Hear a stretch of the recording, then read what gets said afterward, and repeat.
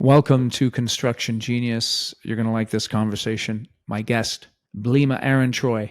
And Blima is the founder and CEO of the Designers Group. She's a creative visionary and industry trailblazer, and her passion and leadership showcasing the transformative power of purpose-driven design has had a tremendous impact upon the clients that she works with. So we talk about why design is important, the difference between good design and bad design. We talk about the unconscious and yet highly effective way that she was able to build a diverse team to help her to execute the challenging job of producing designs that are livable, that are practical, and that are aesthetically pleasing. So I really like design. I'm pretty ignorant about it, so I ask a lot of questions about what good design is and bad design and all that kind of stuff. But, it's just a feel when you're in a good space. It's something that is, it's refreshing and it's enjoyable. And it's important that the buildings that we build have the form, the function, the practicality, and the aesthetic for the folks that are using them. And so I think you're going to enjoy this conversation very much. Blima knows what's up. So enjoy the various takeaways. Make sure that you share this with other people who would benefit from listening. Let's dive into the conversation. This is Eric Anderton, and you're listening to Construction Genius, a leadership masterclass. Thomas Edison said that genius is 1% inspiration and 99% perspiration. If you're a construction leader, you know all about the perspiration, and this show is all about the 1% inspiration that you can add to your hard work to help you to improve your leadership. Blima, welcome to Construction Genius. Thank you. Thank you so much for having me. Yeah, introduce yourself to our audience. Tell us a little bit about what you do. Okay, so my name is Blima Ehrentreu, and I am the founder and CEO of the Designers Group. We're an interior design firm dedicated to designing with purpose to create a better world. And we're all about the impact that our designs can have. And we love when people using the spaces that we've worked on are really able to maximize their potential in them. That's great. How did you get into design? So I actually always was a creative person. I always loved art. And when it was time for me to figure out what I wanted to do as a career, interior design just seemed like the natural course of action. And I went to school, got a master's in interior architecture and design. And then I worked at an architectural firm to get that technical experience, understand the technical side of design. And that was the start of this incredible journey that I'm still on. That's awesome. When did you know you wanted to have your own business? So that was never necessarily the plan, but it kind of just transitioned into that. I was working at the architectural firm, and another designer reached out to me and asked me if I'd want to partner with her in starting our own firm. And that just sounded like something that would be really exciting and really impactful. And as a woman in the industry, I realized that we'd be able to open up so many doors for other women by doing this.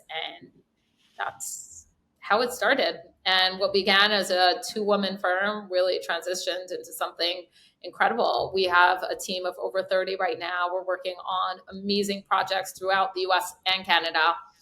And every day is just exciting, something new, a new way for us to make a difference. And I love every second of it. That's awesome. When you started your company and you were just getting into it, what was the biggest mistake you made when you were building your business? So that's an interesting question, because I don't know if there was one biggest mistake, but it's always about learning throughout every single project that we work on. I'm still learning, and I've been doing this for over 10 years. But I do remember the first mistake that I made, which was we were working on a residential project. It was one of our first clients when we started the firm. And we selected this beautiful sofa. We checked the dimensions, everything worked. And it came time for the delivery guys to bring the sofa to the home, and they could not get it through the front door. And that was something that we didn't even think of. We looked at the dimensions, we looked at the space, we looked at the material, we looked at how it worked with everything else, and everything was perfect.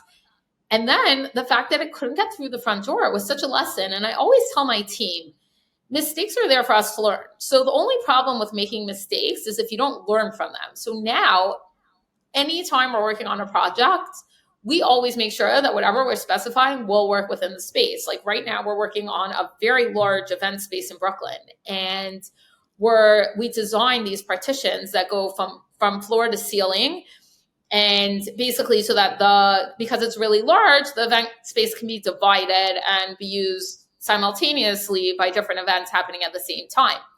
And one of the things that I pointed out to the lead designer was, how are we getting these partitions into the space? Because it's an 18-foot high ceiling and the elevators are not that size. So we had to make sure that the partitions are delivered to the space before construction continued on the other floors.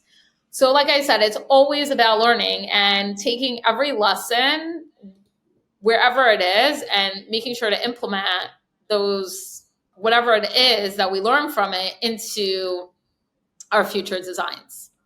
And again, also taking responsibility for it. Like I didn't mention that, but even with the sofa, we paid for the client to return the sofa. There was a restocking fee, and we chose something else that would get through the front door. So it's all about learning from the mistakes, but also taking responsibility, because at the end of the day, people are hiring us for our expertise, and we need to stand behind our product. That's cool. That's cool. That's awesome. Tell me, why is design important? Design is so important because it really impacts the environments that we're in. And as a design firm, we're working on so many different projects in so many different industries. And I always say that so many people don't even realize the impact of the spaces that they're in. But when they're in that space, they're able to do certain things if the design lends itself to that. We're working on anything from senior living to multifamily to office. And there's always those core principles that are there. And that, like in an office, you want people to be productive. You want them to be happy. When people are happy, they're able to produce in the best way possible. When someone's in a senior living facility and they're happy, that means they'll be able to rehabilitate properly. They'll be able to live a better life. They'll be able to be there for longer. So in every space that we work on, there's a different mission, there's a different vision, but it all boils down to the same principles, that we want people to live their best life in that space. And we're looking across industries to make sure that we're integrating that into the design. When you're working with a contractor and you're discussing with them their vision for the project, and to put it bluntly, they have a champagne vision and a beer budget. How do you work with them, particularly when it comes to some of those very fundamental things that you just shared about, in a office space, you want people to be productive. In a senior living space, you want them to be happy. How do you negotiate that through with a contractor and discuss it? So I always say that part of being a designer is understanding what people are saying, even without them saying it. It's almost like a therapist. You want to be able to understand what their vision is, even when they can't verbalize it. And sometimes they do verbalize it, and what they're saying is completely not what they want. So as designers, it's our job to be able to show the client or show the end user what it is that we envision and why that will best maximize the space and the potential for the space. So that's really what it's about, understanding the mission or the vision of the space and being able to utilize our expertise to translate it into a space that will really work and work well. Okay, so you said something very interesting there, which I know people come across a lot of times, is that they have an idea of what they want. They may have a sense of it, but they're not able to verbalize it. And part of your job is to help them to articulate and clarify that. What are some of the key questions that you like to ask someone when you're in a consultation to help them to begin that articulation process? So we always have a first meeting when we sign on to a project, and it's a conversation. We always start with asking them to tell us, what is this space that you want to design? Who are you trying to attract in the space? And most importantly, what do you want those people who will be in the space to be doing? And that, I Mm, think, is really what's most important. It's the function of the space and mm, how our designs will encourage the people that are using it to be able to maximize that. Now, like an interesting example, a little bit different, what you're probably thinking when I'm talking about it is we, over COVID, we got into the urgent care space where we yeah. had a client who was starting an urgent care brand, and we sat with him. We were brainstorming, what are the differentiators for this urgent care brand? They were a new company. How do they want to set themselves apart? And we took our expertise from the hospitality space, and we said, why, when you're getting a massage or a facial, is that a luxurious experience? And when you're getting stitches or you have to go visit the doctor, that's this experience that is anxiety ridden and that people really do not look forward to. So what we did was we said, why not bring in those concepts of a hospitality space, a spa, into the urgent care experience? And it was really interesting because at the first grand opening, I was there for the ribbon cutting, and I heard one of the city officials say to the other, because they had people from the city come, he said, hey, this feels like a spa. And I walked over to him and I said, did someone pay you to say that? Like, literally, that was our vision for the space. We looked at, what are the users? What is someone who's coming to an urgent care? What will they be feeling like? What do we want them to actually feel like? And it was an incredible experience. And we keep seeing how impactful our designs have been by the way people are reacting to being in that space.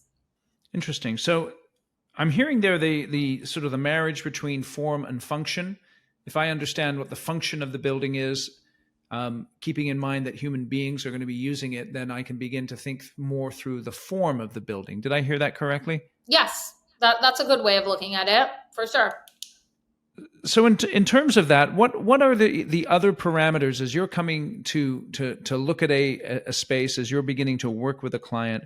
What are some other insights that you bring to the table that help you to put together a design that matches up with that inarticulate vision sometimes that the client has? So we always look at the people who will be using the space, the demographic, like who are we trying to Mm, bring in? How will they be comfortable in this space? We also look at budgetary constraints. What's the budget for the project? We want to make sure that by the time they get up to the finishes, which is usually the last part of a construction execution, that there's still money there for them to actualize our vision. And another thing, we also want to make sure that the space will last. We want to mm, use materials that are durable and will withstand whoever will be using the space. For example, when you're working in a medical facility, there's a lot of times heavy usage. We want to make sure that any medical equipment or any walkers, wheelchairs, or exam equipment will be able to work well in this space, but also not destroy what we've designed. So these are some of the things that we look at, but there's also so much more. We look at sustainability. We look at the experience that people will be having. I mean, another example, back to the urgent care, just to talk about that, we found this material that looked like a velvet, did not absorb, but made you feel like you're in a high-end environment. And what happened was when people were coming to the first location, they were a little uncomfortable. Why is there velvet? Even though it did not absorb, it was actually way more expensive than velvet, but they felt like it would attract germs. So it's also about understanding the psyche of the people who will be using that space. So that was, like I said, we're always learning. That was an interesting experience for us because here we found this material that was so perfect because it didn't absorb, but it gave you that luxurious feel. but that's not what people wanted in that space. So we're always looking at so many different things when it comes to designing a space. And that's why I always say the initial investment of hiring a designer always pays out at the end, because you have someone who's really looking into so many different aspects of what the end user will want or look for, that you'll have that user in the space. So it's worth it to hire someone who has that experience and the knowledge to be able to execute properly. And construction How do you? is expensive. So, Yeah. sorry. Yeah, No, so no, go construction's ahead. expensive. So anytime you're putting in that money, you want to do it in the right way, and you want to do it with the right guidance so that your project will pay off, or you'll actually be able to pay for it. So, as you were speaking there's a couple of questions I have. You talked about a space lasting, and it's so interesting because, in many of the products that we use, the design of the product is such that it has perhaps a resonance for a short period of time and then looks dated, or is not comfortable to be in. What's comfortable one year is uncomfortable the next year, perhaps, just because of the trends that are around us. So how do you design a space that's timeless?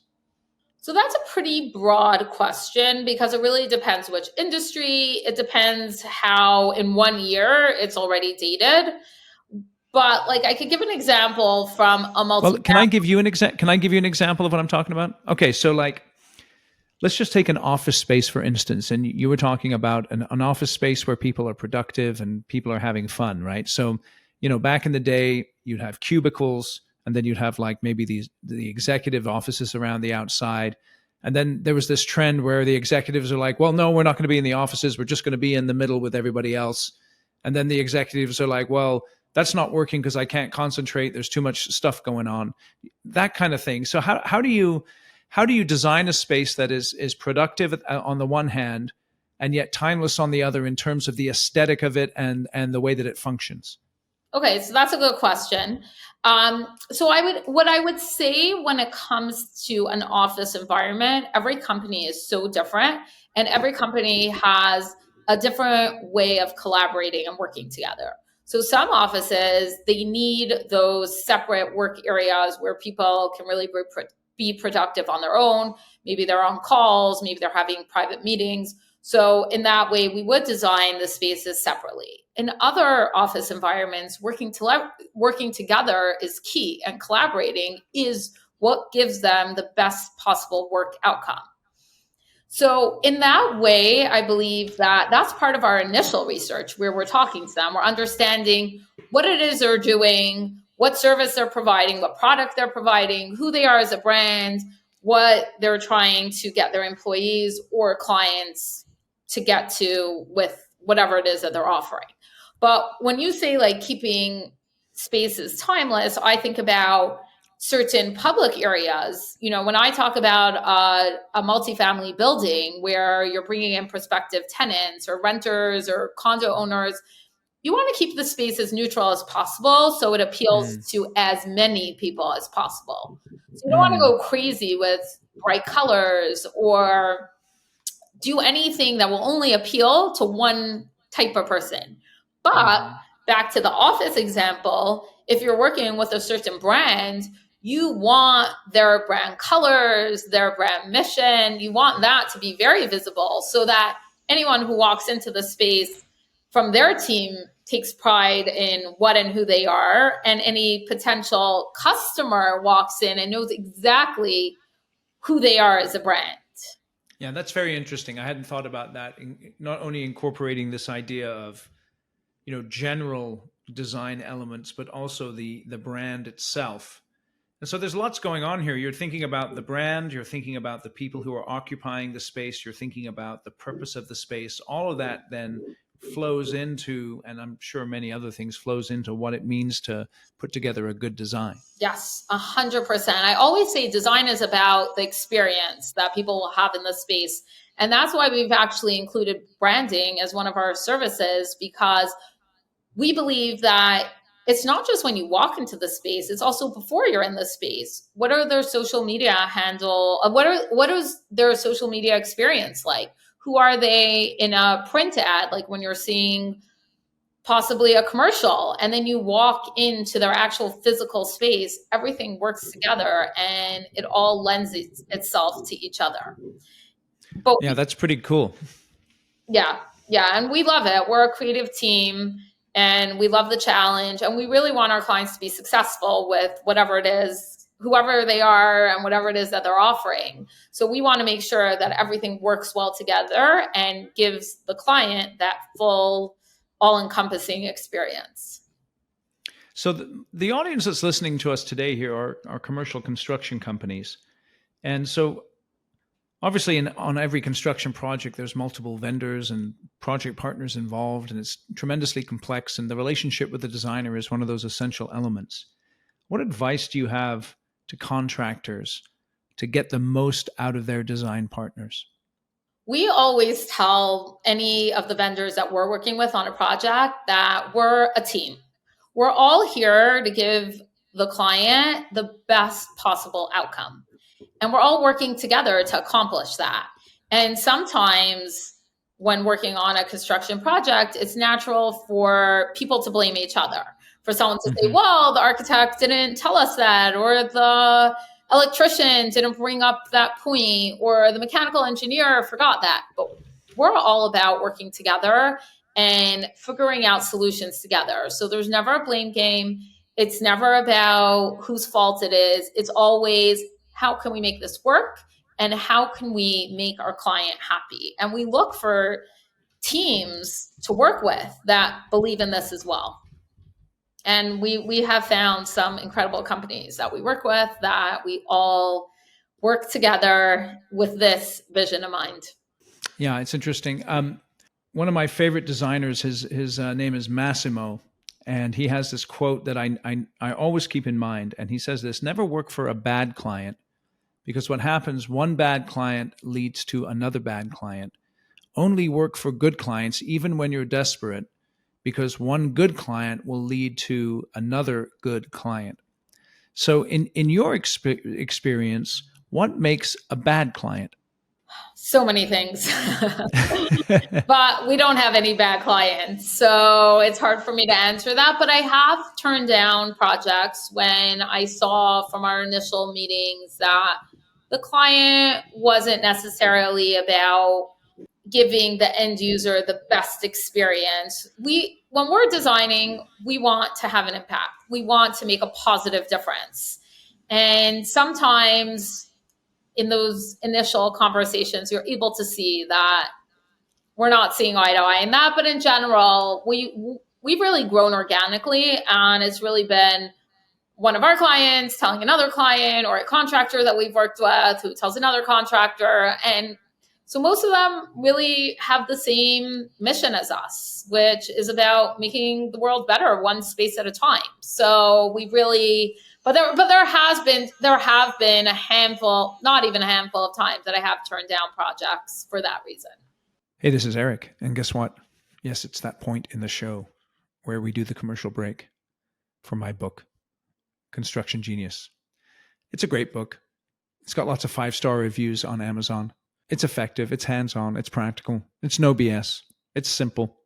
It's leadership strategy, sales, and marketing advice. This is what you do. There's 12 chapters. You read one chapter a month. You read it with your leaders. You ask each leader to come away with one application. You hold them accountable for that application. And over 12 months, you will see their leadership and your leadership completely transform, all from one little book. And the best news is it's an easy book to read. We're not doing War and Peace. We're not doing Anna Karenina. We're not doing something complicated. We use words that you can understand because that's how we communicate. So go to Amazon, purchase the book, enjoy it, and let me know what you think about it too. Love your feedback. Thanks very much, and let's get back to the conversation with Blima. Yeah, no, I totally understand that. So when a contractor is looking to engage a designer and maybe has one or two to pick between, what are some key questions that contractor should be asking as they're selecting a designer to make sure that they get the right one for the particular project that they're working on? I think the key is making sure that they're working with a designer that they can actually execute that designer's vision. And it's so Mm, important because at the end of the day, as designers, we're only as good as the partners that we work with that could execute mm, our vision. And that's what we look hmm for when we're working with contractors. We want people who want our vision to become reality. So I think and I believe that it works on the flip side too. Contractors want to work with design firms that want their visions to be executed and that they believe that they're the right person to do that. Yeah, that's interesting. It's interesting. So, what do you think the difference is between good design and bad design? So, like I said before, design is all about the experience that you have in the space. And we believe that engaging all five senses really lends itself to that. So, it's not just about the space looking pretty, it's also about the way it functions. And it's also really engaging all five senses. So, we make sure that we utilize different, for example, making sure that there's a good smell in the space, making sure that the acoustics work so people can hear each other, making sure that people are comfortable in the space. There's so much that goes into it, but it's not just about how the space looks. And I think that sometimes people get confused with that. They look at a Mm-hmm. space, they're like, oh wow, this looks great, but it really doesn't function optimally. Mm.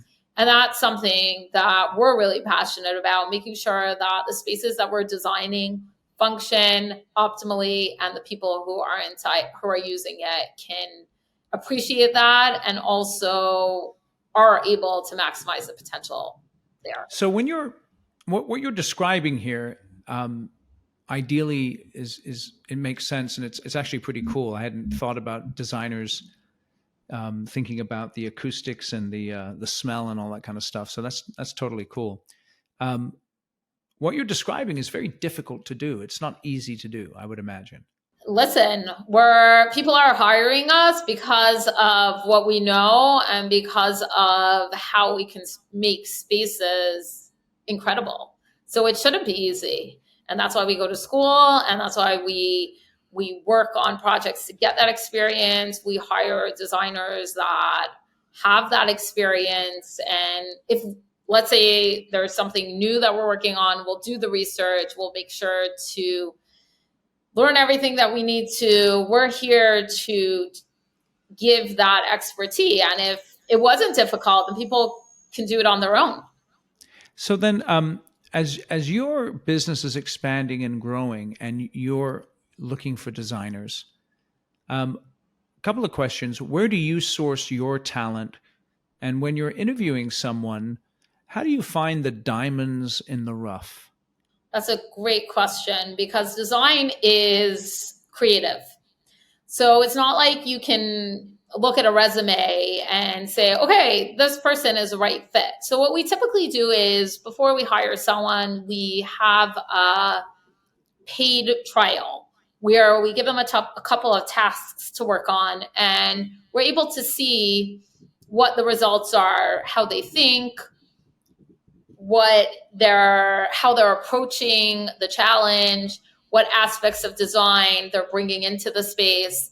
And sometimes we're not always looking for diamonds. We're okay with diamonds in the rough, being able to train and get our design team to the level that they need to be. But we always look for that passion. We always look for that desire to make the spaces amazing. And we have a super diverse team at the designers group. And people always ask me, like, how is your team so diverse? Like, do you have an HR team that makes sure that you're hiring like a diverse crew of designers? And I always say, we look at talent. We're looking at each person and what they're able to do from a design perspective. So that lends itself to being an incredibly diverse team. And I believe that everyone's different background, their culture, their religion, all their different experiences all give to our designs and make them exponentially better. Because when you have so many different experiences and so many different people with different backgrounds, they can all use their past experience to give our designs the best possible outcome. This is very interesting here because you made a very important point that I think is almost liberating for anyone running a business. And that is that you hire based on talent. And so, talent is talent, right? It's like when you come to sports, right? Ballers ball. And if you're a baller, we want you on our team. And that really delivers us from superficial diversity and leads us to diversity that is able to produce excellence. And it sounds like what you're driving for is that type of excellence. 100%. That was great. What you just said, you hit the nail on the head. It's very interesting because I think that if you, it's interesting because you have to have talented people in what you do, right? So you can't have like pencil pushers or paycheck picker uppers or anything like that, because what you're trying to do is really difficult. And I think it's really interesting because in construction, ultimately, what people are trying to do is very difficult as well. And if you have that philosophy and that outlook that I'm just looking for talented people and I don't care who they are and where they come from, that's going to have such a tremendous benefit. And I'll say this as well. It makes the diversity natural as opposed to forced. Yes. And it makes it business focused as opposed to some sort of other agenda. I cannot agree more. Really interesting. It's a question I get a lot. I'm a woman in the industry and our team is super diverse. So people really do ask me. And I say when it's so forced, then that is almost defeating the purpose, right? Like we're looking for the best people out there. We're not looking at anything else. And we really do have an incredible team. And I always say it's only because of our team that our work is at the level that it's at. They're passionate, they're driven, they care about the work that we're doing. And I think our work speaks for itself. So with that in mind, it's interesting because you think about your opportunity to have a broader impact on the folks that you influence. It would be interesting for you to think about how you can bring that particular perspective that you have to a broader audience, because I think it would make a tremendous contribution to the whole discussion around diversity, which for many people is an awkward or uncomfortable conversation to have. But when you frame it in the way that you frame it, it makes it way less awkward and way less uncomfortable. Yeah. I mean, I'm here to bring it to whatever audience I can. So I think that anyone who's worked with us or seen our work definitely sees the value. And that's what we're trying to do, is really bring value. I think it's another thing because it's very interesting too, because I'm on your website right now and I'm looking at the people who you have here who work for you. And I don't see anyone over 40, right? We do have one person. Yeah, we are a younger team. That is a good. Yeah, but I think that's really cool, right? Because again, when it comes to what you're doing, if you have talent, it doesn't matter how old you are, whether you're young or old. Talent is talent, right? But again, so then we could have older people. It's just who we have right now. And that's fine. No, and that's fine. And it's into someone older being part of our team. No, totally. And it was just an observation because again, there's so many places to find talent. And what's interesting, and again, I think this is interesting too, is that every company has the ability to attract people and the ability to repel people as well. And like good marketing, good marketing attracts and repels. Some people will say, I never want to buy that thing. And other people will be like, yeah, I want to buy that. You know what I mean? Right. For sure. And I think it's interesting how each company has that kind of impact as well on the people that work for them. But what's super cool is just keeping that focus on talent and knowing that what we have to do is very difficult. And so we are very much focused on making sure that we get the right people in the right positions who are able to do that difficult thing. Yeah, but we don't even look at it as difficult. That's an interesting point because I always say that it's a challenge, but we love challenges because that always gets us to the next level. Anytime there's been a challenge, we had to think differently. We had to be innovative, and that makes our work that much better.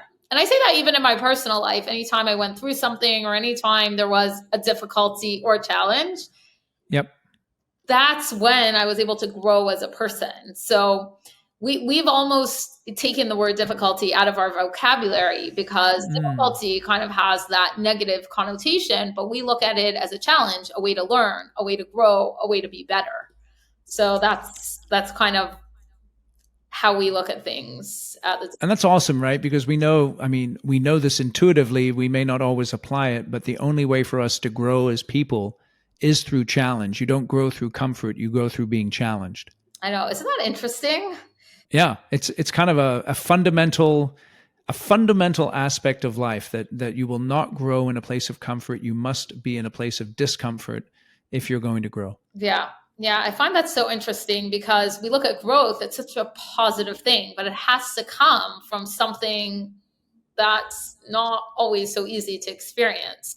But as long as there's a good outcome, then I guess it is a good thing. So Yep. it's just something, it's, yeah. And it very much lends itself to design, because there's so many challenges when it comes to construction.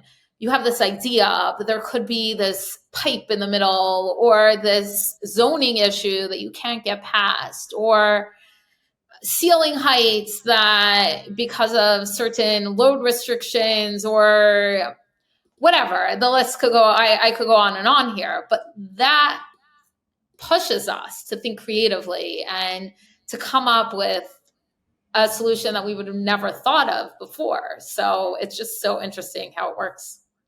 That's great. That's great. So, when it comes to design, who would you say are some of your biggest influences?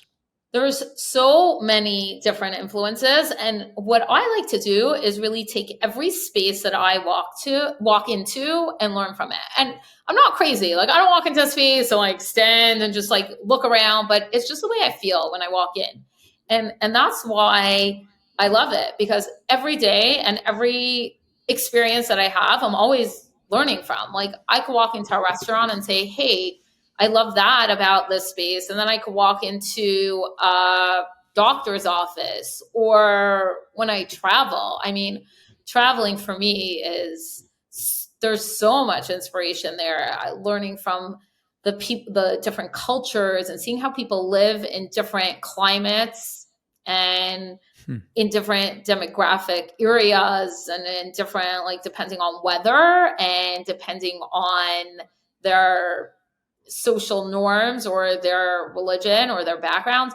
I find that to be so inspiring. So I don't have one specific designer that I would say that has super influenced my work. It's more of like everyone. And I really try to learn from everyone always. And even in my team, like, I always tell them, like, I learn from every single one of you every single day, because each of them brings something so unique to the table. And we just have to keep our eyes open to it and learn from everyone. And there's just so much to get inspired by.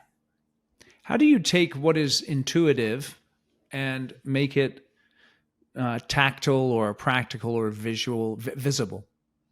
When it comes to design, Yeah. what we typically do are 3D renderings, material boards, or now we're really moving fast in the VR world. We've done so many virtual tours, and we have headsets that people can actually experience the spaces that we're designing. And that's been amazing. There's so many ways to use that, where people use it from a marketing perspective, where they want people to actually experience the space before it's built, and from a collaboration side, where everyone that's part of the project could weigh into it and give their opinion.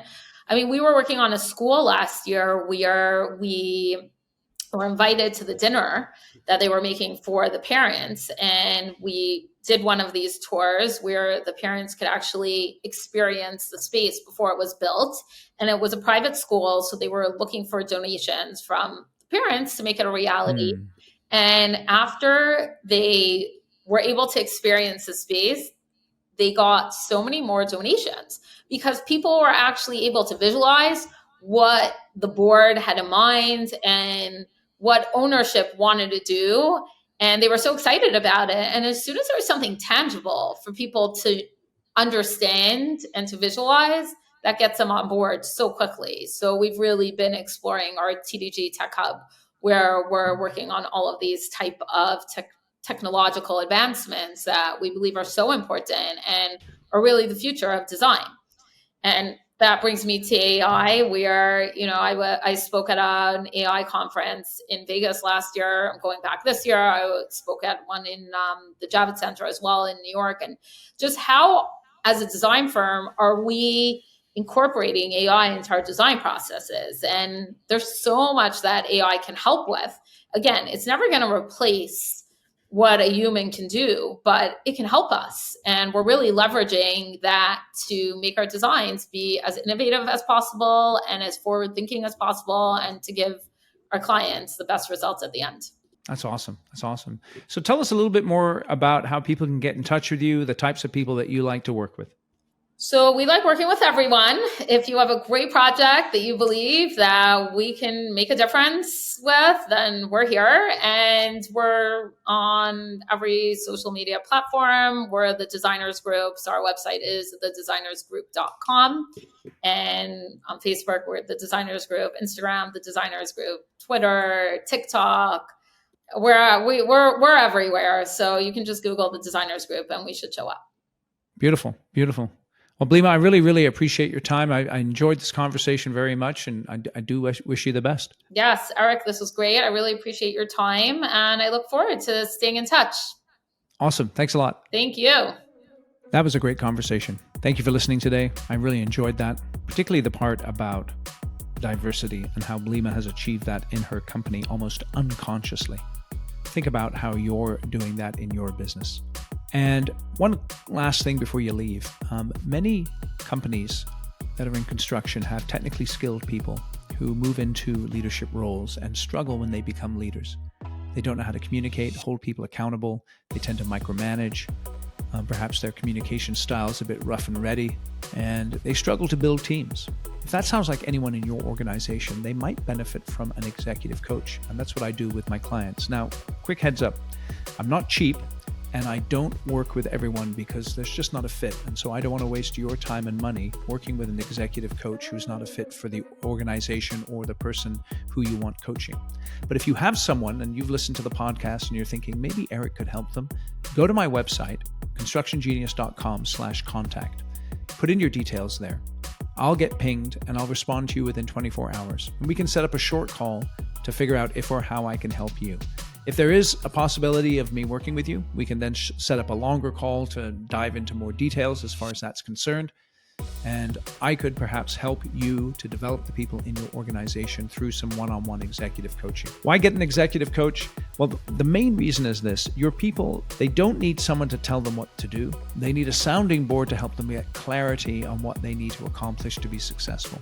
They need someone to hold them accountable for the initiatives that they need to execute on. And they need someone outside of the organization to just to kind of vent sometimes and say, hey, listen, this is an issue I have with someone that I report to or someone who reports to me. I need to work through this issue, and it's not something that I want to tell other people about, at least not right away. And so that's why you get an executive coach. So reach out to me. I love working with contractors. I've done it for many, many years. It is my expertise. And if I can help you, I'd love to. Thanks for listening to the show today, and we'll catch you on the next episode.